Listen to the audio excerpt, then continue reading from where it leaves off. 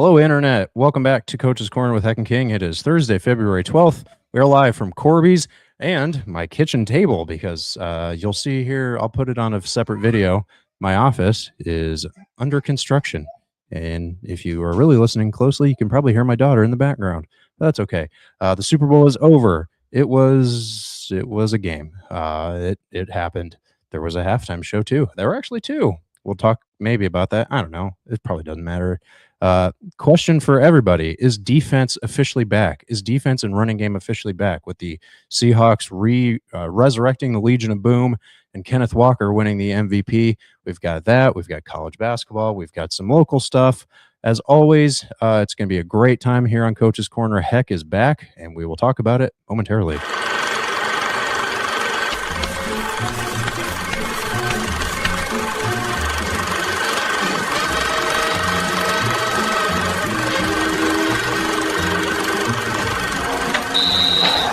Coach's Corner with Heck and King live at Corby's Irish Pub is presented by Tony Letcher with Health Markets Insurance, Han Funeral Homes and Bricks Driving School in Mishawaka, and the Harbor Group Planned Wealth in Anderson.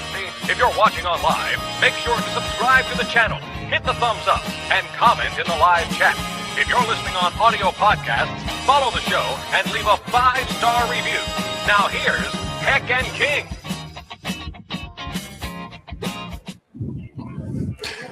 Well, no, okay. There you go. No, Welcome. cool. I mean, that was cool. But where is the he ain't that good stuff? I'm going to clip those and just put them as soundbite.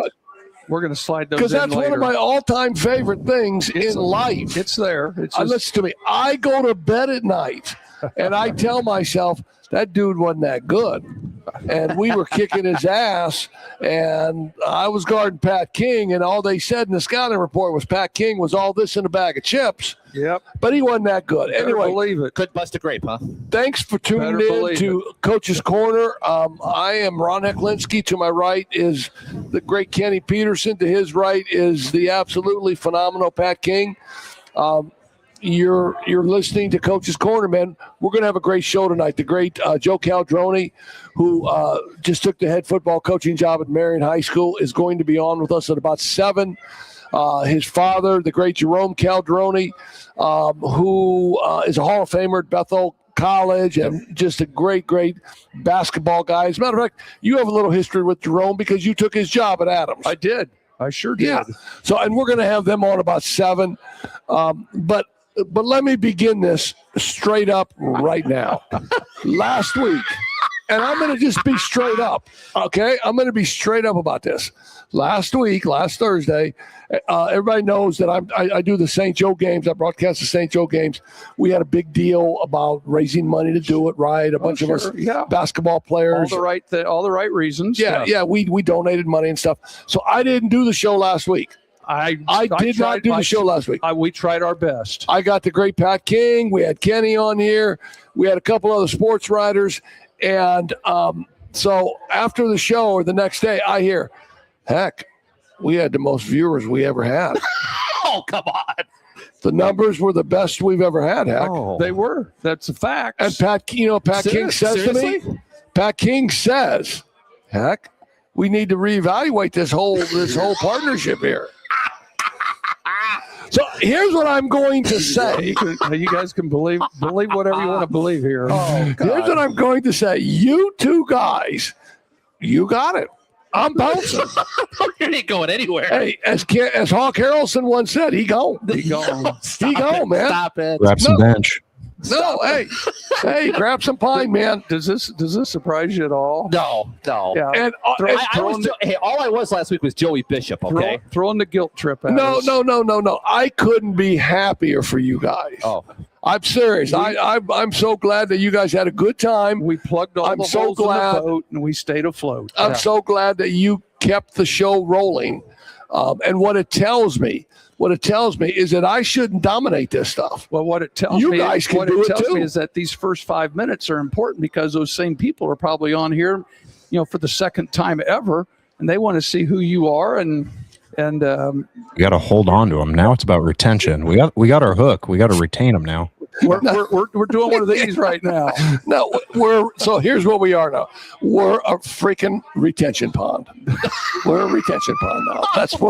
That's what we've been reduced to. A retention pod. A retention pond. I just wonder what's the input on it. That's the problem. What are we? What's in the retention pod? What are we retaining? And people are tuning in again. And let's just spend a minute on the stupid bowl. I mean Super Bowl. Just because it was like 9-0 at the halftime, everybody thinks it was a failure. I thought it was a great defensive game. Defense wins championships.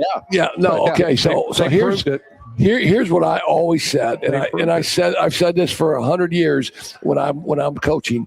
Offense sells tickets. Okay. Yes, it does. Defense wins games, and rebounds win championships. I think that's how I always spun it in basketball. In football, you just say, defense and special teams can win games because that's what happened, right? And we had the former coach before you down in Anderson also said, if you don't have any animals, you don't have a zoo. The great Norm Held, man. What's the football equivalent of a rebound? Probably the special team, some kind of special team. I would have to say a third and long that gets you off the field, or probably turnovers. I mean, it could be turnovers. Maybe a third. Who was it that said that any drive is successful if it ends in a kick? Well, yeah. Nowadays, and maybe a punt to flip the field. Sure, That's probably Jim Tressel, to be honest. If you watch the Super Bowl, you saw, special teams, had a play. The punting game, there were so many punts. Well, and the punters did flip the field. At halftime, who was the MVP of the game? It was either one of the two punters or the field goal kicker. I think the field goal kicker. He gave 9 points. Yeah, that was your other option. So not any of the quarterbacks. And, all week they've talked about, the indictment of the two quarterbacks. How good were they? They're both young. Well, Sam Darnold's not young. He's 28, 29. And he's on his third team. But we knew ahead of time neither one of those guys were what you would call playmakers. Like some of these other people that they've had in the Super Bowl before.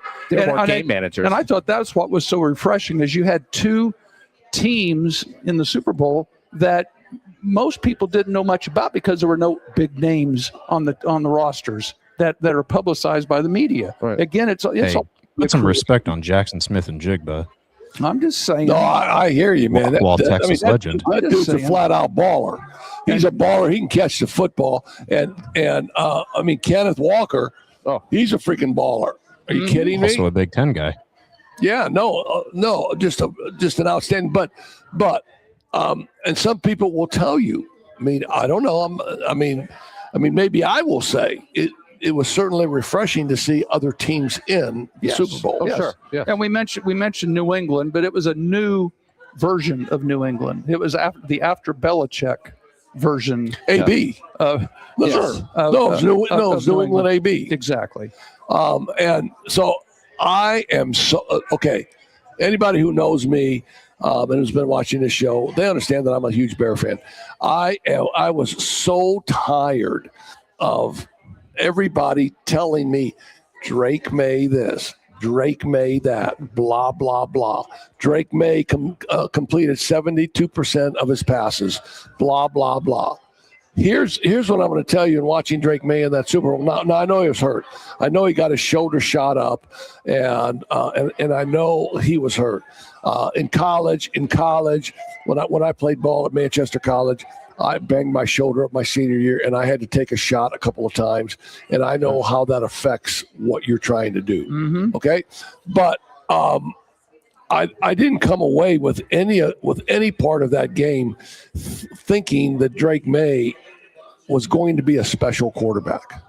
No, I thought agree. he could be an okay quarterback. Right. I thought he could make some plays. They're game managers, so to speak. Game managers, facilitators, whatever. Can run the football a little bit. Yeah, whatever labels they want to put on them. Yeah, but when I look back to Caleb Williams And I'm sorry I'm going back to that, but I'm so tired of everybody. They were comparing Caleb Williams to Drake May. Drake May, That's 70. not even close. No, it's not even close. Two different style of quarterbacks. But here, I mean, and here's where I'm going with this. The ceiling for Caleb Williams is way up there. It's up there by the Bud Light sign. That's his ceiling. The ceiling for Drake May is about right up there with the Guinness sign. Fair enough. And I'm not saying that Drake May's not a good quarterback, right? But he's not a great quarterback. No. And I think Caleb Williams has the ability to be a great quarterback. Now, but that's how you build teams, though. You're going to build teams around that style of a quarterback where Caleb is going to be in a position where he can make a play on any down. Right? He can make a play on any down. His percentage is down about 60 because he throws the ball away a lot. His receivers, he's a gunslinger. His receivers dropped 37 passes this past year, balls that should have been caught. So you know what you can do to that? You can clip that. You can clip that right there. So he's a better quarterback than the other. It just happens that the Drake May got to the Super Bowl before. No, and I think you're missing my point. That's why I need to get off this show because you guys did a lot better without me. I'm done. Stop. That's not what I'm saying. Stop. I'm saying that he has the higher ceiling. As an individual, sure. He has the higher ceiling than Drake May has. Yes. Now, Caleb Williams may never get to the Super Bowl. He may never get to the Super Bowl, and you can never take that away from Drake May. He may be, like he Dan gets there once like a Dan Marino. Yeah, gets there early, but not a second. Yeah, Or it could be like Peyton Manning and Tom Brady. Yeah, and you can't take that away from him. Right. But his ability to reach that ceiling it will never be. Now, as I look up at the ceiling, you know what I see? 2016 Chicago Cubs World Series champions. Where are we going with this one? I got a feeling. Let's see. What day is this? It's Thursday, so that means pitchers and catchers are coming to town. You don't even know, do this you? week. Rangers are already there. Pitchers and catchers started yesterday. That's all I can think of. I think he's referring to pitchers and catchers. To the moment of the one-shot moment like the Cubs had in 2016. They haven't been back since. Yeah, but they will be. How about the White Sox in 2005? They've won a yes. playoff series since then. Yeah, no. So don't even get me started on the White Sox, man. But anyway, don't get me started. I'm an actual fan. Believe it or not, he's a the White Sox. Yes, he's a White Sox guy. I cheer for the Rangers because of location, but I still love the Sox. Jeez, Scott, Scott, go back and get a paintbrush. Go paint your office, man. Scott, we'll handle I'm this. tearing out the carpet. We'll handle it. Hey, so when you tear out the carpet, do you have wood floors underneath the carpet? No, it's concrete. My house was built in 1999. There's no historical stuff underneath. Not yet. Okay, so 29-13, New England loses. Had a running back for MVP. Yeah, well deserved. Really good, right? Well deserved. Yeah, really good. But I think that shows you what the whole game was involved with. It was a game of the battle in the trenches, so to speak. Yeah. And I think Seattle proved that they won both sides of the line of scrimmage. So going into the draft, the left tackle for the Patriots was Will Campbell from LSU. Going into the draft, all they talked about was, will Will Campbell be a great tackle in the National Football League? All they talked about were how short his arms were for a tackle. Now, I don't give a crap, and you can clip that. I don't give a crap if his arms are 38 or 38 and a quarter or whatever it is. But that's what the so-called experts said. Right. So you know what they said after the game when he gave up like 6 sacks? His arms were too short. We told you his arms were too short. Jeez. So you're a football guy, man. I know. Do you buy any of that? I don't. No. It's just the media looking for a story. I buy it. I don't know. Who are the best left tackles of all time? I buy it 100% because Orlando Pace, Anthony Munoz. Yes. Joe Thomas from the Browns. I buy it 100% because those guys, they study it and they know it. They know every position. Now what they don't know is the intestinal fortitude inside of a guy. Right. They can't measure that, right? I agree. But they can measure the measurables and say, well, he's going to have a hard time reaching outside and, getting the arms out because his arms are short. And it reared its ugly head against the number one, It allowed the blitzes. allowed the defenders to get too close to his body. And, Sure. basically crushed him. And so all the draft pundits came out and said, we told you so. Sure, they will. Yeah, the Mel Kipers of the world. You don't like Mel Kiper? Because that gives them some He's all credibility. right. I like Mel right. Kiper. I don't listen to I'm them. more of a Todd McShay guy. I listen to them about as much as I do Stephen A. Well, I'm glad you mentioned Stephen A's name. I'm so glad you mentioned Stephen A's name because you know what Stephen A said today? No, I don't. Who's going to be in the stupid. Super Bowl next year? The Bears? The Chi-Town Bears. So you don't believe in Stephen A? I wouldn't give him no. He said the Chicago Bears will be in the Super Bowl next year. He did that so you'd listen to him. No, I don't. I didn't listen to him. I just heard someone else tell me that. All right, so we putting football to bed. Q now? says Will Campbell's knee being injured was a bigger factor than his short arms. And Q's 100% right. He did have a knee injury, which he couldn't move as well as he did. But when it came down to the arms being too short, that's what they said. Put them together, and And it's a disaster. That's what happened. And the QB gets hit 6-7 times. More than he Gets had all sacked. season. Exactly. 6'7". 8, 9. 10, 11, 12. Stop, youngster. Up it. Stop, youngster. So we're putting too football young to for bed, 6'7". or Please. are we At doing least anything with college football? No. Pro football, next thing we'll talk about is maybe the combine here in a week or two. Combine. All right. I think once the I can dig combine's that. over, we can get into rosters for next year because, I think Notre Dame is the Vegas favorite to win the national championship next year. Well, So I know Notre that's at least Dame. something to talk about during the offseason. I think Notre Dame sent 7 to the combine, and I believe IU sent 9 to the combine. So That's about right. That's smart. what's that?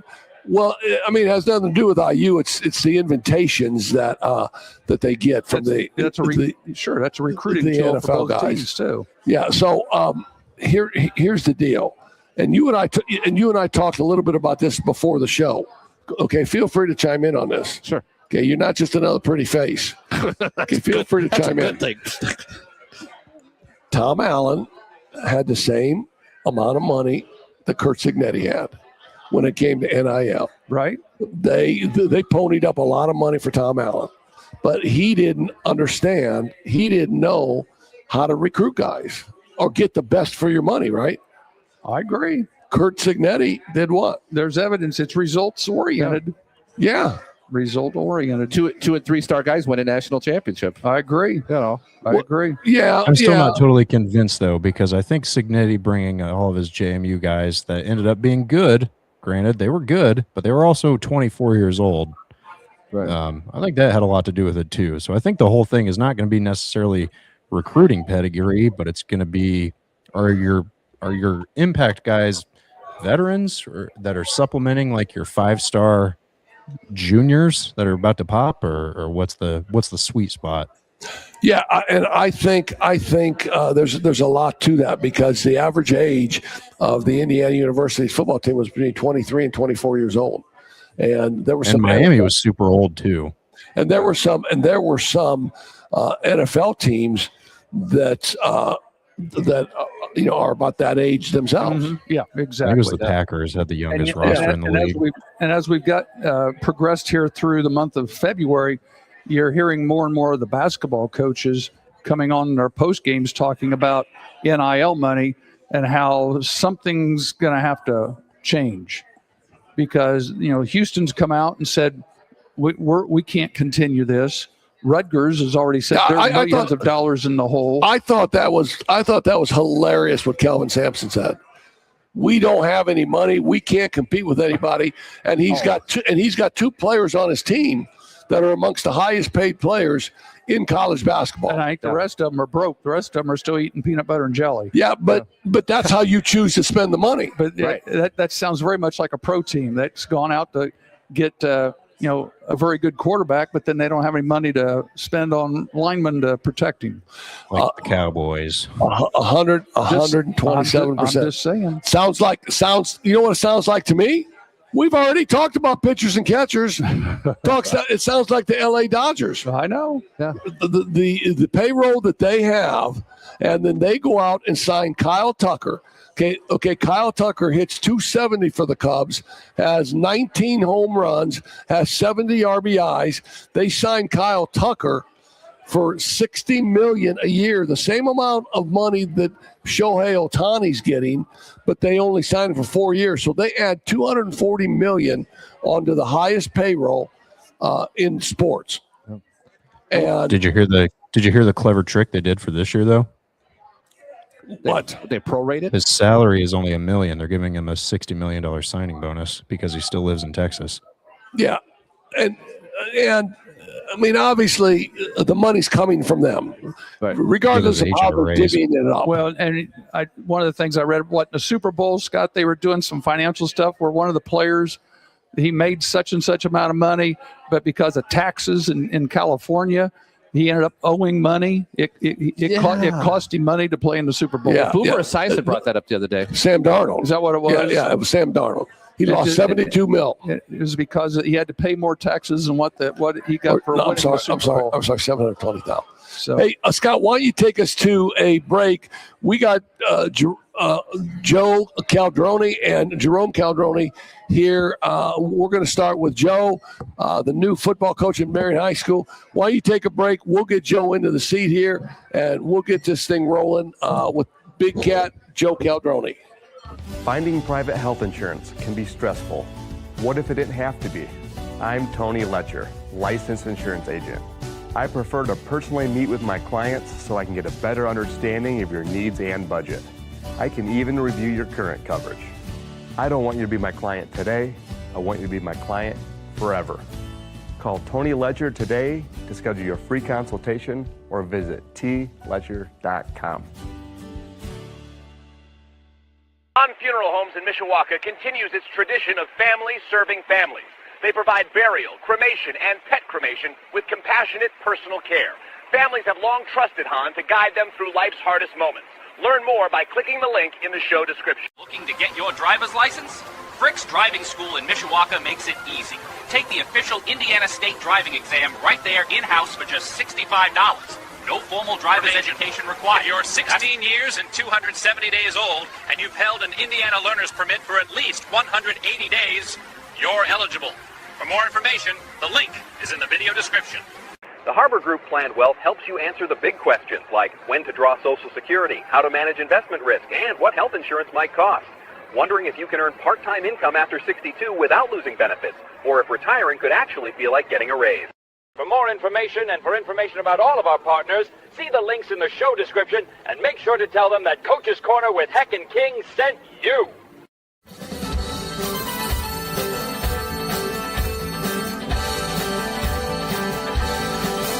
Back with more Coach's Corner with Heck and King. Thanks as always to the Black Sedan Band for the music coming in and out of these breaks. If you're interested in booking them, that you travel, head on over to blacksedanband.com and give a special shout out to their drummer, who happens to be Heck's brother. And now, here's more Heck and King.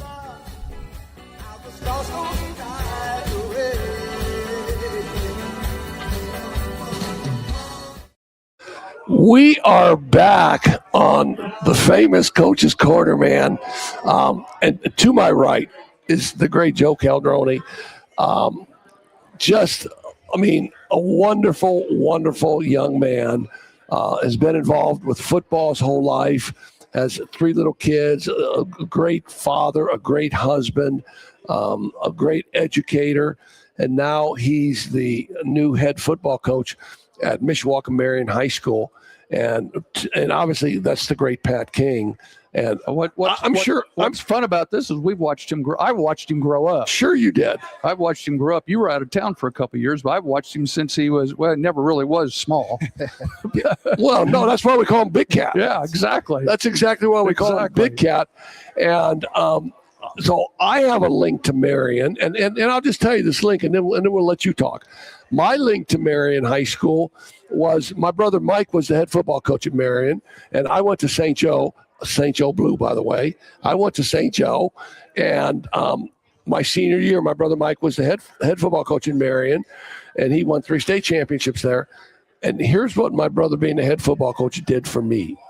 I was able to hang out with the cheerleaders at St. Joe, and then I was able to hang out with the cheerleaders at Marion because I was the coach's brother. Yeah. Come on. How was that?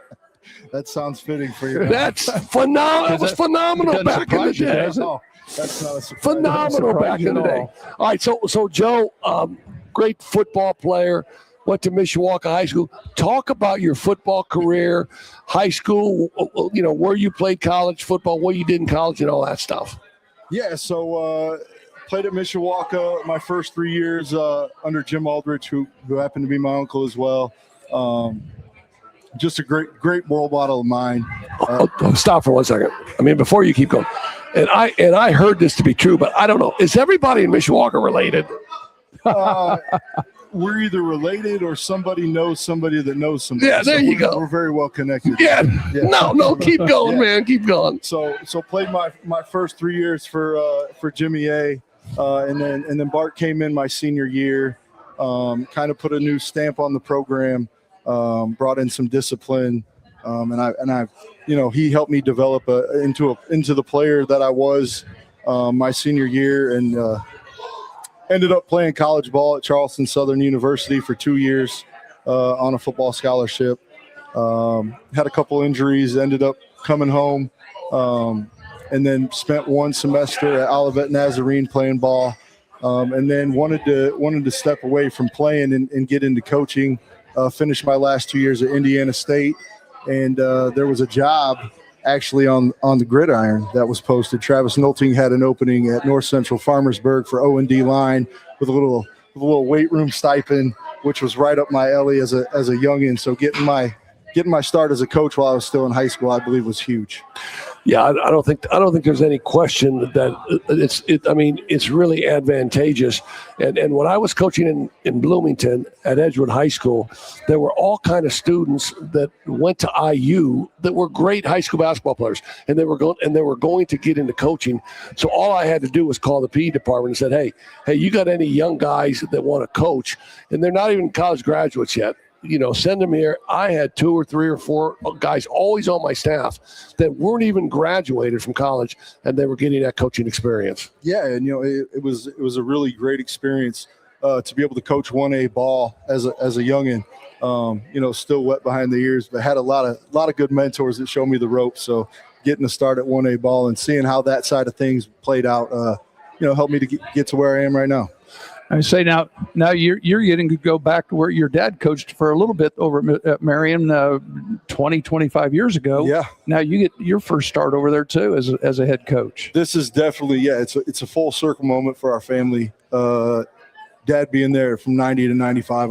Some of my best childhood memories as a youngin, just running around his camps in the gym, just sweating all over. Just knowing everybody, making connections. Those were the good days. Typical coach's kid. Yeah. So, and here's the question I got. I mean, I wouldn't respect myself if I didn't ask this question. Why did you go to Mishawaka instead of going to Marion?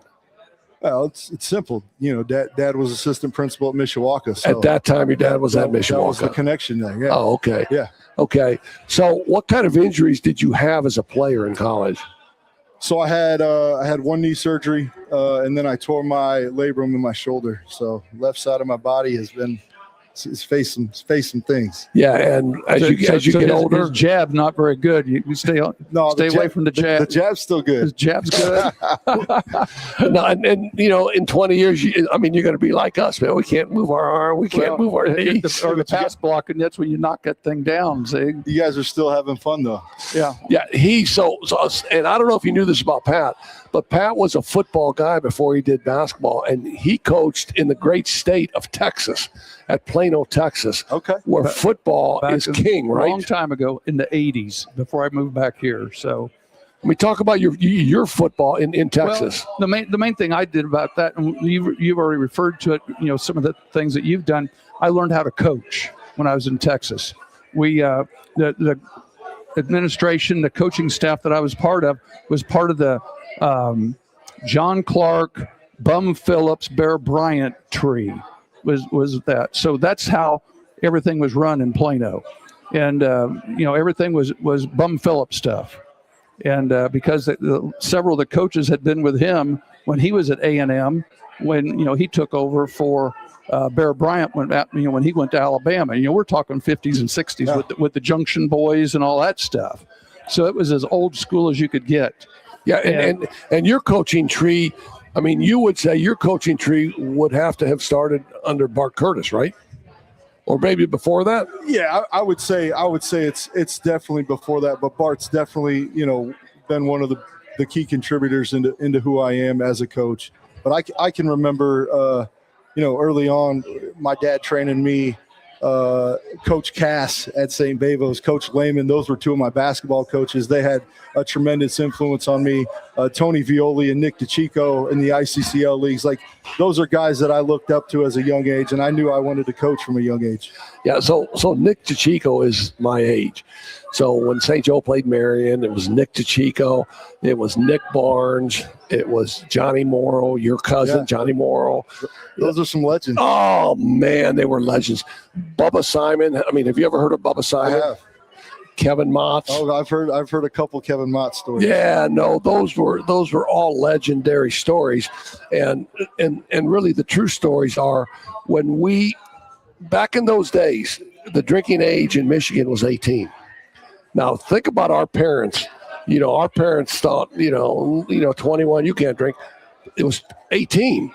So after the games, we'd slug each other out, we'd tackle each other, scrape each other, and then we'd be on the dance floor shoeless up in Michigan. And they knew where all the places in Niles were. Yeah, times are a little. No, we'd be on the dance floor. Hey, great hit. Hey, great hit the other night, man. Great hit. And we're dancing on the dance floor. And when they finally got had to show the correct IDs, the guys at the bouncer at the front of the store punched them in the nose. Yeah. Well, no, it was 18, dude. It was 18. Well, when you finally turned 18. Yeah. No, we never broke the law. I was referencing when you were a sophomore and junior. Oh no, straight up, never. That never happened. Never. We'll keep that to yourself. Hey, so now the job at Marion opens. Okay, and you had interviewed for a couple other places, maybe Edwardsburg. Am I right about that? Yeah. And so you've had some experience at interviewing.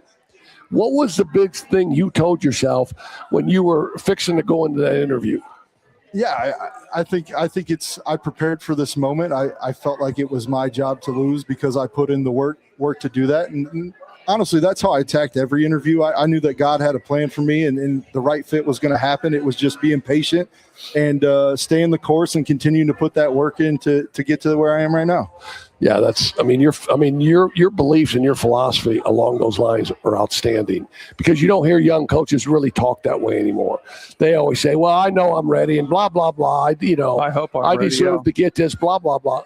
I mean, you're a humble young guy, aren't you? Yeah, I think you got to be humble. You got to be confident, but you gotta have a reality check and know that you got to stay humble because if you're not humble, then you're not going to be hungry either. And so you've been on Keith Kinder's staff now for the last few years. What did you learn from being on his staff? Oh, Keith's been a tremendous mentor of mine and will continue to be. He's one of my best buddies.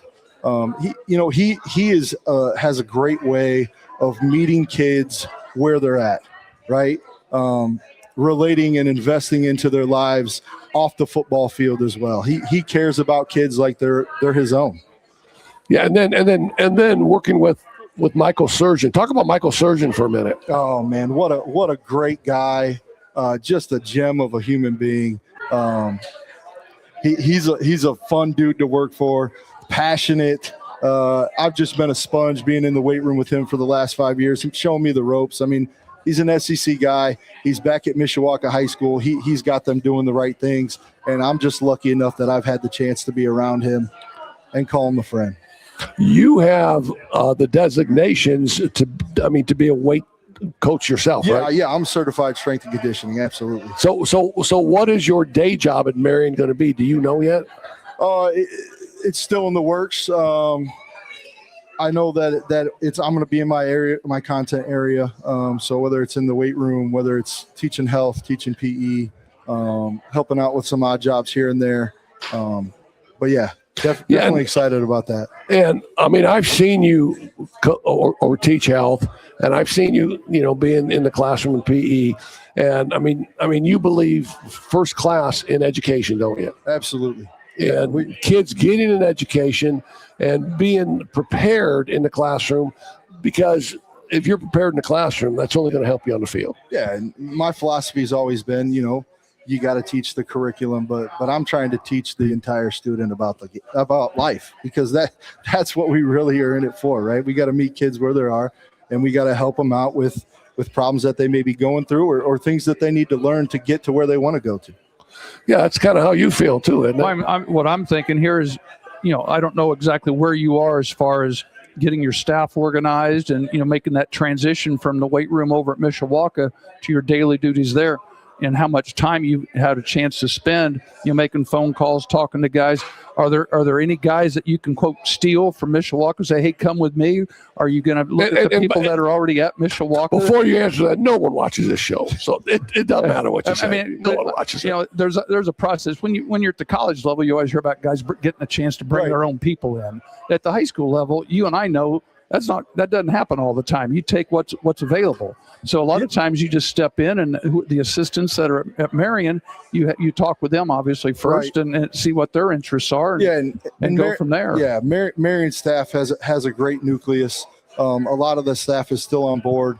For sure, I'm bringing in four guys that technically weren't on Mishawaka staff, but Cody Shively was in the past. He'll be on board at Marion. Really? That's great. Yeah, Garrett LeClois, who played for Coach Curtis and then was on the staff when Bart was there. My brother-in-law, Colin Henderson, is going to help us out as an assistant receiver coach and at the freshman level. And then, my best friend in life, Matt Zebko, he coached 2 years ago for Mike at Marion. He was the quarterbacks coach. He's going to come back and help. He's going to be our tight ends and H-backs coach. So you got all that figured out? But weren't currently on staff, right? You got all that figured out already. Yeah, we got our staff. It's already lined up. We're already hitting the ground running. So how many workouts have you been out at yet? So far, I've been every day in the weight room after school from 4 to 4:45. That first day I walked in there was, Marion's a school with a lot of kids that do multi sports, right? And that's great. That's something I want my program to be. To have is multi-sport athletes. The first day I walked in there was 6 kids in there. So the first thing I did was look at, okay, who's not playing basketball right now? Are these kids in weights class with Herzog during the day? Mm-hmm. The ones that aren't, I made a list. It was 19 kids. We've had 18 kids there every day for the past 2 weeks. So things have already started to change and flip over.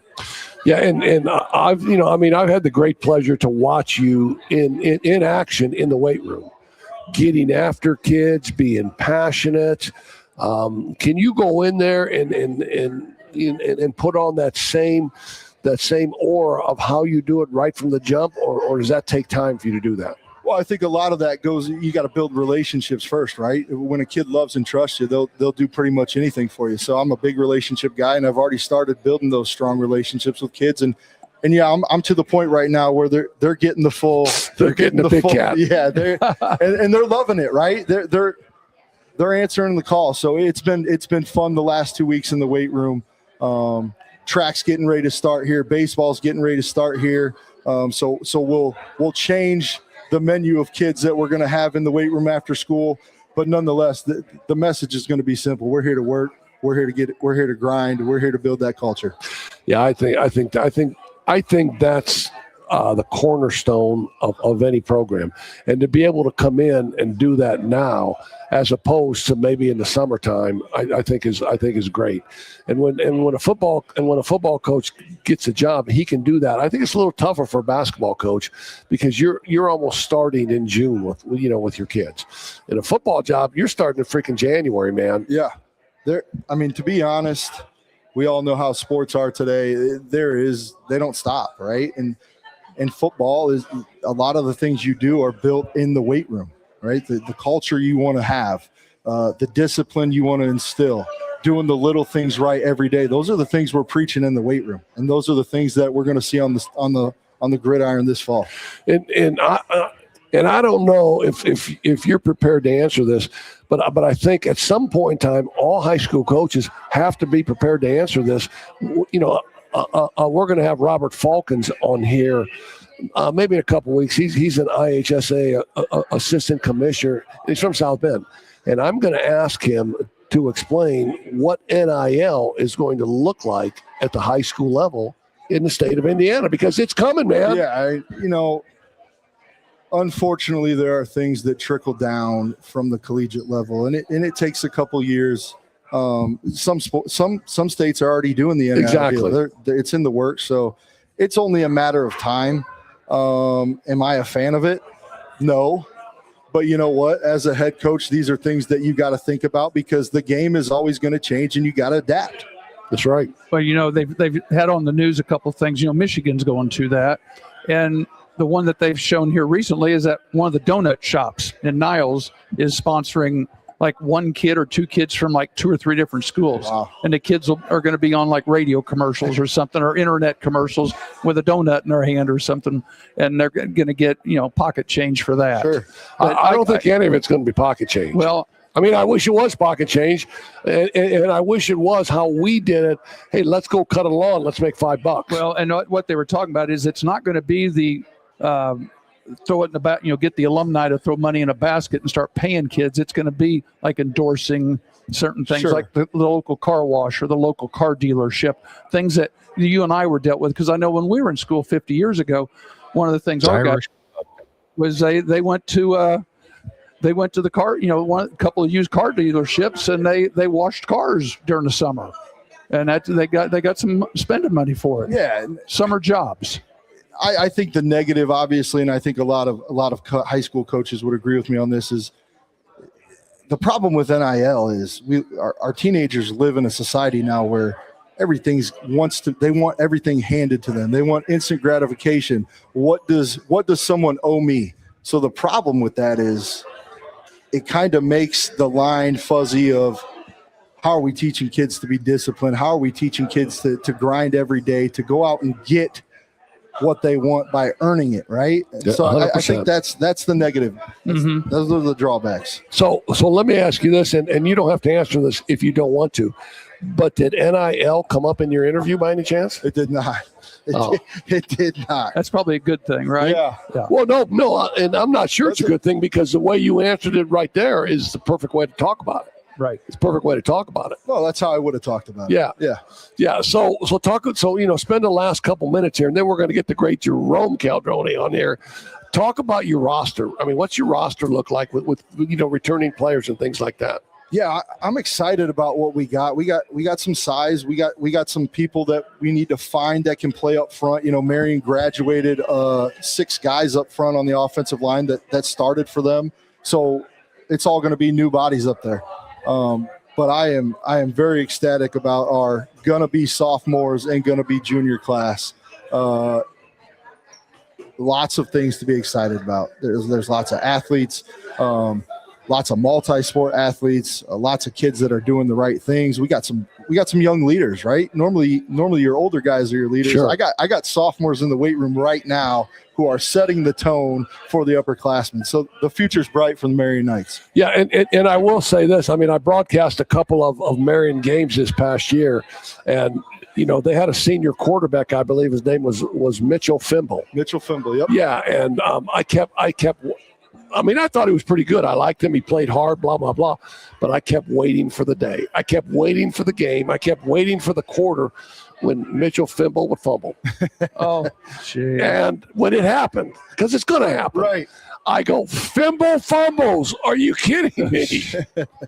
I mean, does Mitchell Fimble have a younger brother by any chance? Not that I know of. Oh, okay. Not that one that's going to be in our not program. with that last name anyway. Next year.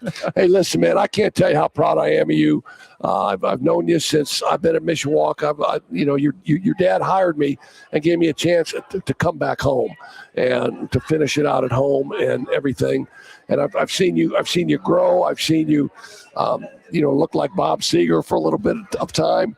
Now I see you look freaking great, man. I appreciate it. Is the Bob Seger coming out anymore? Are you staying clean? I'm a kind of guy that likes to change up the appearance every now and then. So you never know. I'm a wild card.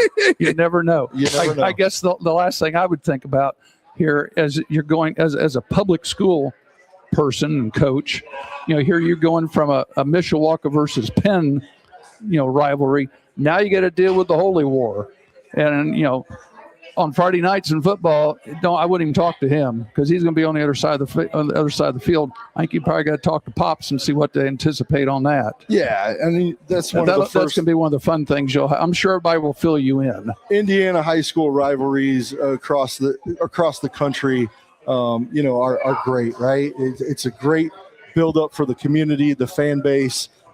Get the spirit going, get the alumni back, get the buzz going. But I'll be honest, the way that I look at it, anybody on our schedule, we're taking everything 1 week at a time. It's a faceless opponent. We're going in and we're going to try to not beat ourselves. So the focus is on us. It ain't on who we're playing. That's a great focus. I agree. Man. And the That's only reason thought. I bring that up is when I moved to Madison, I was in Southern Indiana for 3 years. And who told you not to take the Madison I job? understand, and I'm still paying for it. Okay, all right, But cool. the one thing, As long as we know that, they cool. had something called the Turkey Shootout. And the very first basketball game of the year, it was Madison versus the neighbor rival Southwestern. And it was big school versus little school. But, boy, you better win that game. You could be 0-20, but you better make sure you win that one. And so that's why I had to learn that real quick. I don't think it's like that with Mishawaka St. Joe. I think what happens with Marion and St. Joe is it brings out the best in both teams. Right. Because both teams want to win that game so freaking bad, and they play so hard. And the students and the fans, they go after it hard. Yeah, that's what high school is supposed to be about, right? You want kids to compete. You don't want to walk onto the field on Friday night and get an easy dub. You want to go out there and earn it.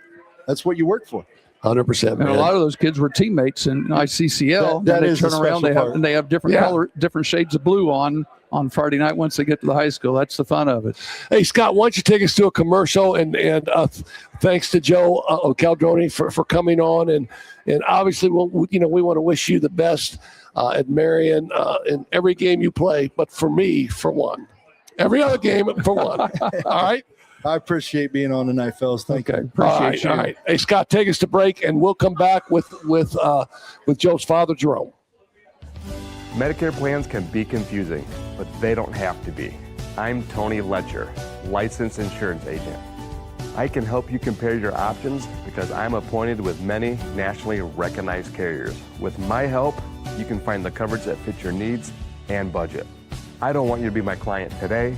I want you to be my client forever. Call Tony Letcher today to schedule your free consultation or visit tletcher.com. Looking to get your driver's license? Frick's Driving School in Mishawaka makes it easy. Take the official Indiana State driving exam right there in-house for just $65. No formal driver's education required. If you're 16 years and 270 days old, and you've held an Indiana learner's permit for at least 180 days, you're eligible. For more information, the link is in the video description. On Funeral Homes in Mishawaka continues its tradition of families serving families. They provide burial, cremation, and pet cremation with compassionate personal care. Families have long trusted Han to guide them through life's hardest moments. Learn more by clicking the link in the show description. The Harbor Group Planned Wealth helps you answer the big questions like when to draw Social Security, how to manage investment risk, and what health insurance might cost. Wondering if you can earn part-time income after 62 without losing benefits, or if retiring could actually feel like getting a raise. For more information and for information about all of our partners, see the links in the show description and make sure to tell them that Coach's Corner with Heck and King sent you. Back again with more Coach's Corner. Shout out, as always, to the Black Sedan Band. Now in their, well, they've been with us since the start. We'll just say that. They do travel, so if you're interested in booking a great cover band, go to blacksedanband.com, or you can check them out on YouTube after you're done watching us, of course. Now here's more Heck and King. Yeah, welcome back here with the great Jerome Caldroni, ex-basketball coach, Hall of Famer at Bethel. Just a lot of things that you did were really, really special. But I will tell you one thing, after interviewing your son and the things that he said that were important to him about coaching and about helping young men and all of the great comments that he made, that's the best thing you ever did, man. Yeah, you're probably right. It took some time for a while there when he was going through college. I wasn't sure if he was ever going to get that diploma, but he finally did get it. So, but he's much more mature than I was at his age. So much more. Yeah, and he's had great coaches to work under, and I mean, with the great Bart Curtis, with his uncle, he said Jimmy Aldrich, and then that's the question that I asked me: is everybody in Mishawaka related? It's just about. I think so. One way or another. Yeah, and then his time with Keith Kinder, who you had the opportunity to hire Keith Kinder when Bart Curtis took the job at Warsaw. Talk about Keith for a minute. Keith is special. I remember going through that process, and from day one, he was my number one choice. Sometimes when you're in those positions and you're doing it by committee, you got to do some convincing to some other people because other people like other candidates. Sure. We all know how that works. We've been through it enough. Keith took over and really hasn't missed a beat. Yeah, I don't think he has either. And I spent some time with him today, and we had a great conversation today. I told him Joe was going to be on my show and everything, and I've told him this probably 2 or 3 times. He really appreciates it. I think the key to his success is the infrastructure. And when I say infrastructure, I mean the assistant coaches on his staff that he has always had in place. And then he lets them coach. Lets them coach, lets them do their job. And he's very well composed during a game. It don't matter if things are going really well for the team or down. He stays pretty composed. And I think that helps him with his kids. It's one of those attributes I wish I would have had more of. But Keith is wonderful. Talk about your own coaching career. I mean, you play at Marion High School, and then you go to Bethel, and you play for the great Mike Lightfoot, man, and you have success. I didn't play for Mike. Oh, you didn't? I played for Homer Drew. I didn't know that. Yeah. Mike was my high school coach. So Mike was the high school coach at Marion. Yep. You got them both. I did not know that. Yep. And then you go and you play for Homer, and then you make a decision to get into coaching, right? Mm-hmm. So where did you first start out? Started out down at Lafayette Central Catholic High School. My geometry teacher at Marion, her name was Sister Ann Kathleen, and I thought I drove her nuts during my time at Marion, but she ended up hiring me. She gave me my first job in education, and it was really a great place to be at. And the athletic director and new basketball coach at Lafayette at that time was a guy by the name of Dave Warland. I don't know if you know Dave. I know Dave. When I was the basketball coach at Jasper, Dave was the head basketball coach at Washington Catholic. Yep. When were you down at LCC? Because when I was at North Miami, late '80s, That's probably too soon. A guy named Parmeter came in there probably early 90s. Yeah, I was at Central Catholic, unfortunately. I mean, not unfortunately, but I was just there for 1 year. Okay. 87, 88. All right. First year out of college. He was probably still back at North Miami. Father Dan was there, wasn't he? Yeah. Yeah, Father Dan was there. And I had Father Dan in Fishers when I lived in Indy. He was the pastor of the church in Fishers. Yep. And when I first met him, we were talking. He brought you up. He said, "Oh yeah, I know Jerome Caldroni." Blah blah blah. Yeah. Yeah. When we first started there, Dave just got the job, and I think he may have came from. He was at Washington Catholic, then he went to South Putnam for a year or two. Yeah. And then he came back to Washington Catholic. That's where he's a graduate from. And at that time, Washington or Central Catholic, I should say, they were on a roll. I mean, they had some really good teams. Dave Barrett, yes, and those guys. They had some really good teams. That was back during class or before class basketball. They were giving Lafayette Jeff Broncos a run for the money, weren't they? They sure were.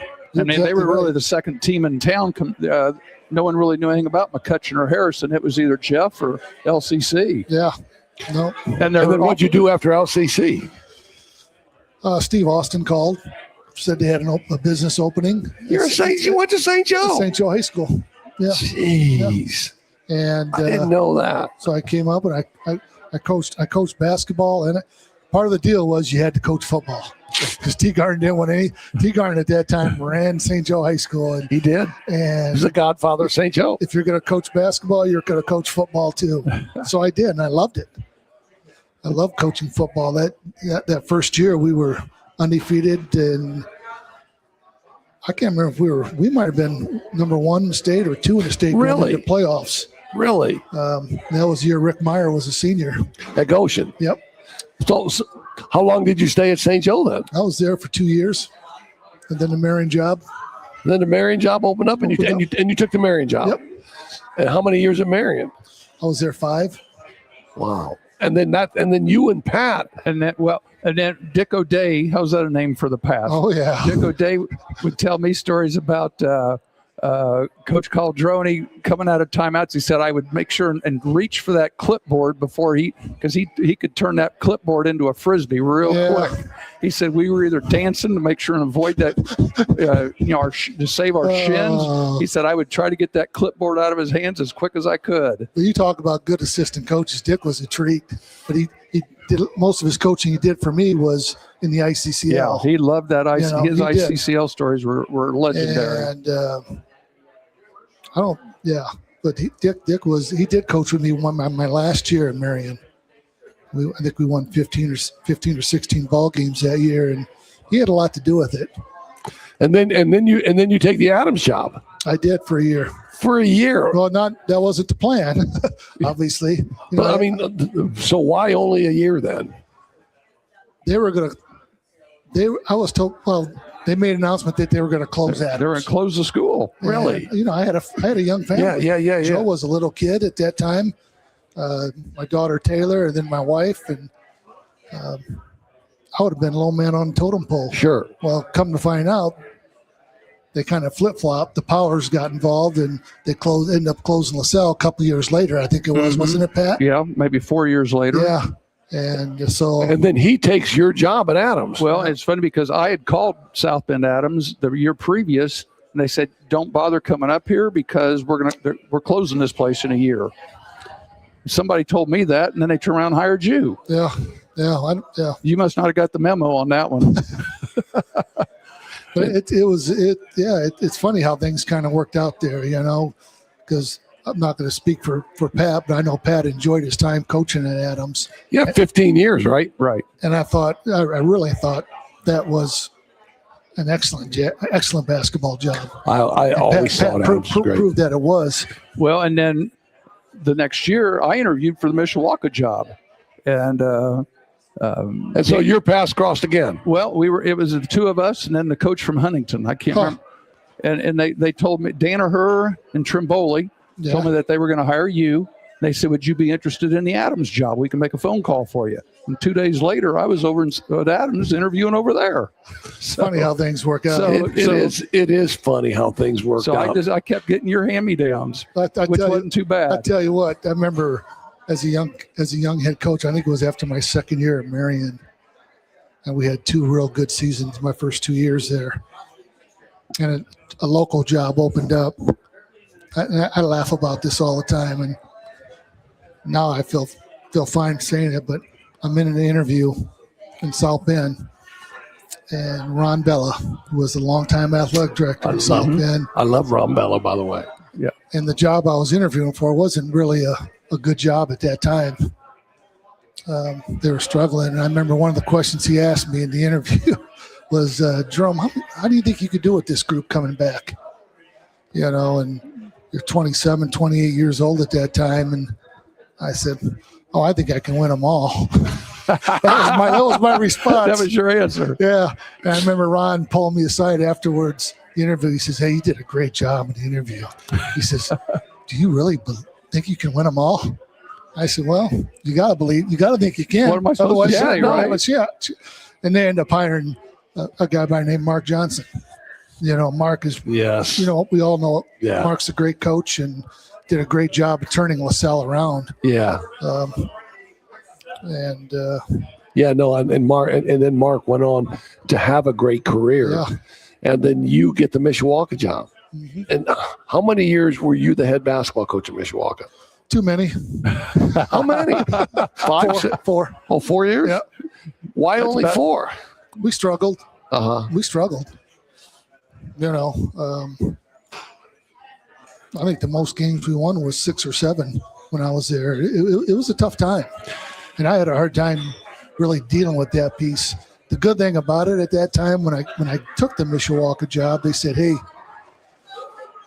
we're putting you in a quasi-administrative position, so we'd like for you to at least take an administrative class. So that's when I started my administrator's license early on, that first year. And saved you. And then a buddy of mine called me from Elkhart and said, hey, would you be interested in being assistant principal at Elkhart Memorial? I said, you better believe it. So, but you know, I worked there for 4 years, and then the vice principal of Mishawaka, Max Seavey, who's been there forever, retired, and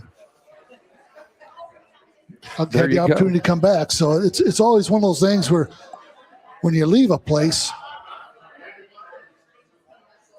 make sure you leave it in good standing.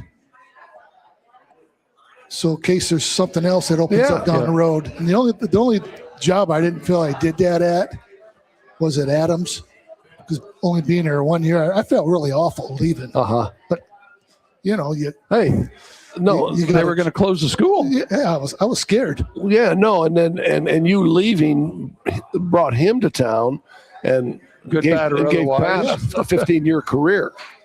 And then after a while, you become the principal at Mishawaka High School. Yep. And you hire one of my best friends in life to come in, and I mean, he retires from Penn, and you hire Dave Reisner to come in and be an assistant principal for you, didn't you? Yeah, I sure did. That was the best move that was the best hire I ever made in my lifetime. I mean, Dave Reisner is the absolute best. As a matter of fact, we talked today, and he said that to tell you hi. He's going to watch this tonight. Okay, yeah, he's you know, when I took that job, I'm thinking, holy smokes, you know, I don't know if I'm ready to become a principal. You know, I got to get some people. I got to get people in there around me that have been through some of these wars before and some of these big decisions. And Dave was the perfect guy. I mean, what a model to follow. And he had been there and done that. Yep. And he's so gracious with the things that he's going to help you with. He's never going to overstep his bounds.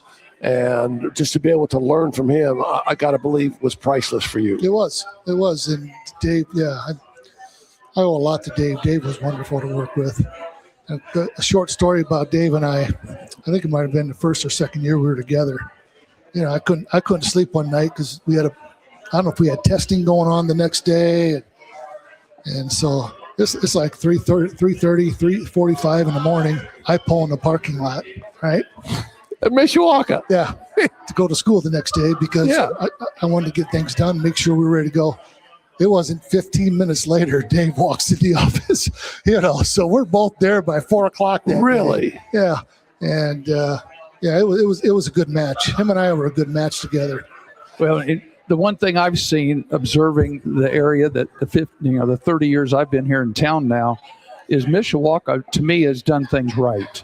They've old school. They've taken old coaches that have kind of gone the step ladder from coaching into administration, which is exactly what you did. And then you eventually end up in HR. Yeah. And then, the people you hired in, are all basically old coaches. So Mishawaka has had a tendency of doing that. And I think it's great. Bob Smith, longtime principal of Mishawaka High School, was a former coach. Max Eby was a former head basketball coach. Yeah, I remember Max Eby. Yeah, and I personally, and I guess professionally, as a former teacher now, retired teacher, that's some of the things I look at schools. Who are they hiring in administration? Yeah. Are they textbook people that are going to work on curriculum, or are they coaches that have come through? Because to me, coaches are more people persons, if that's the right vocabulary to use. That's exactly because they know how to deal with people. They're not pushing something that they read in some book that no one's ever read of and things like that. I really think that's something that Mishawaka's done it the right way. And they really value athletics. Mm-hmm. School City Mishawaka values athletics. Yeah, I think so too. Talk about that fateful day when your phone rings and Ron Hecklinski's on the line saying, "Hey, tell me about this basketball job, Jerome." That's right. Seems like yesterday. Yeah. As we were going through that whole process. And then you pull in. And I still remember that day. You pull in. It was pouring down rain. I've heard this story. Go ahead. And your whole left side of your body was wet, soaking wet. And I said, "What's? You all right?" I thought maybe you were sweating. But no, his window was broken. Yeah. His window was broken. And it started pouring. Yeah. Couldn't get my window truck up. No, and I pull in and I'm like soaked. I had a towel hanging there, and I look like I'm one of the Beverly Hillbillies coming in, and I'm going, "Damn, I just lost this job right now, man," because I really, really, really wanted to come back home. Yeah, you could tell. I had been at Anderson for 18 years. I'd been in Indy. I'd been all over the place. And at the end of my career, at the end of my time, I said, I want to go back to South Bend. And in talking with Dave Reisner and some other people, they said, go after the Mishawaka job. Called Jerome. He brings me up for the interview, and now this happens. And I'm going, well, I got to rally here. Now, there's only one thing I got to rally and get this job. Yeah, the only problem with hiring you was we couldn't get a hold of none of your references. No, none of them would answer their phone. I gave you the wrong phone numbers. Disconnected phone numbers. I gave you the wrong phone numbers. No, but we had a good time. Oh no! Are you kidding me? I loved every minute of coaching basketball. Now I will say this much, and it is true, and some people think that this stuff doesn't exist at certain schools, but it does. Mishawaka is truly a football school. It truly is. Now, and I don't say that negatively. I say that from a positive standpoint. That's where kids have grown up and they want to be football players for Mishawaka. You're exactly right. It's important. You can see it on Friday nights at the people that show up to games. And I always thought that was an advantage of being a principal at Mishawaka High School because you knew their football team was going to be very good. When I first took over, our volleyball team at that time was Steve Anderson. Oh man! So it always seemed like the school year just kind of flowed right. You had a good start, didn't you? Right through the fall, and next thing you know, it's Christmas. Yeah, no, because exactly. We always had good success. Went 2-3 rounds into the tournament. Sometimes 2012 we went to the state finals. I think it's important. I think it's important for a lot of schools. And I'm not sure if people emphasize that enough. That's why I think Mishawaka, the way they emphasize athletics, I see that gives us an advantage in a number of other areas too. Yeah, I think so too, and I think when you look at Mishawaka, obviously football's at the top of the list, but then with what Steve Anderson did at volleyball, what your wrestling program has always been, I always thought John Hemmer did a great job in baseball, and then it was we were always trying to find a place to fit basketball in, and when I came there. It never really affected me because I coached basketball just the same way I did at Anderson when basketball was, and he's an Anderson guy, so you know it, where basketball is the king of the hill. Mm-hmm. And it never really, I never really tried to say, I want to knock football down or I want to knock wrestling down. I just always tried to find the space for basketball. Yeah. And I think that there can be a space for basketball in a school like Mishawaka. I understand what you're saying there because I kind of felt the same way. I said, I remember me and my wife having several conversations. I said, I think I can coach in Mishawaka for 10 more years and win 6-7 games a year. Nobody really notices. Mm-hmm. Yeah, I agree. That was good and bad. That's not how it should be. Sure. But sure. And then Bodie comes in, and we played those kids. I mean, Pat was on my coaching staff in Mishawaka. Yep. Right. We had a blast, and I would tell Pat every day in practice. I would walk over, he'd be running the drill, and I'd say, Pat, I mean, it's amazing we get paid to do this, right? Yep. I remember. You're talking about phone calls. He calls me, says, "Hey, I got a press conference at Mishawaka tomorrow at 2:00. I need you to be there." I go, "Why?" He said, "Well, you're my assistant coach." And I go, "Wait a minute." He goes, I've already called, Holy Cross, you've resigned. I said, "Get over here." Like that. Yeah. I remember that press conference. It lasted about 3 hours. Yeah, I was going to say that was my interview. By the time he got done talking. Between that press conference and his Hall of Fame speech, those are legendary events. They are.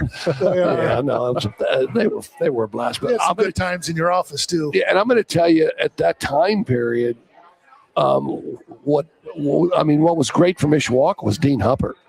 I mean, Dean Huppert, from the standpoint of putting Mishawaka on the map, from the all the social things and just making sure that the interviews with all the kids. I mean, Dean Huppert was amazing at Mishawaka. Yeah, he worked around the clock too, doing it. He was. So he enjoyed that stuff. I mean, that was what he enjoyed doing. The radio contracts he had.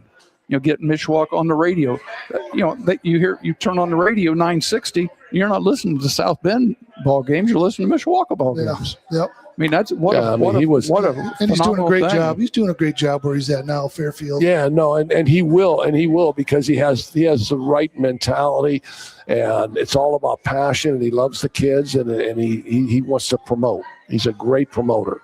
Great promoter. Now talk about what you're doing now. I mean, you were in the HR department. You ran that for a couple years in the ad building, but now you're at Oaklawn. I mean, what is Oaklawn and what is it?